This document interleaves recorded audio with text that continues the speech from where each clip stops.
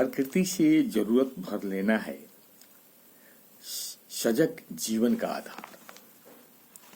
बौद्ध दर्शन के अनुसार हम प्रकृति से अलग नहीं, हम उसी से जन्म लेते हैं और उसी से पोषित होते हैं और अंततः उसी में लौट आते हैं। ये समझ हमें विनम्रता और जिम्मेदारी दोनों का एहसास कराती है। बौद्ध विचार समझते हैं कि कुछ भी स्वतंत्र रूप से अस्तित्व में नहीं। एक फूल सूरज के प्रकाश, मिट्टी, जल और मधुमक्खियों पर निर्भर है।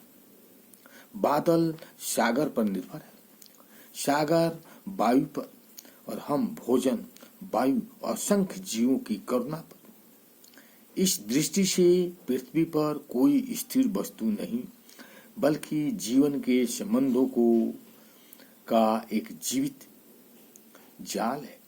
हमारी सांसों की हवा जंगलों से होकर गुजरती है, हमारी पानी नदियों और हिम नदों से आता है।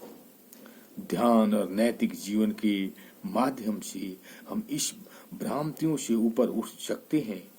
तब हमारी करुणा केवल मनुष्यों तक सीमित नहीं रहती, बल्कि पशुओं, नदियों, वनों और पृथ्वी तक फैल जाती है। यह कोई भावुकता नहीं, बल्कि आध्यात्मिक अंतर्दृष्टि है।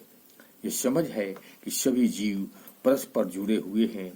जब हम नदियों को प्रभावित करते हैं या वनों को नष्ट करते हैं तो स्वयं को हानि पहुंचाते हैं। परिवर्तन भीतर से शुरू होता है। प्रकृति केवल हमारे अस्तित्व का आधार नहीं, वह हमारा ही प्रतिबिंब है। जब हम उसे पवित्र मानते हैं तो न केवल पृथ्वी को बचाते हैं, बल्कि स्वयं को भी। ओम शांति। अच्छा लगे तो लाइक करें।